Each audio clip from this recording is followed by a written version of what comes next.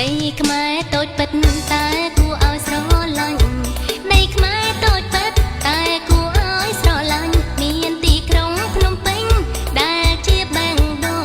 សៀមរាបមានប្រាសាទអង្គរវត្តតំណាងជាតិផងគ្រប់ខេត្តសម្បូរសម្បត្តិធម្មជាតិកន្លងចិញ្ចឹមជីវជនបនបកតាំងពីយូរលង់ណាស់មកហើយ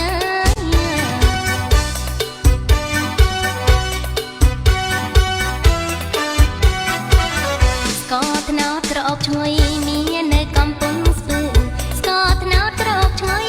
នៅកំពង់ស្ពឺបាត់ដំបងល្បីរុនទើអង្គរឆ្ងាញ់ស្រីថ្មី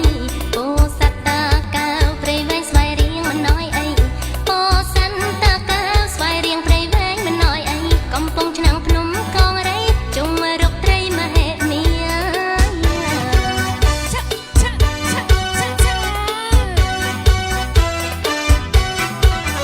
កំពង់សោមកំព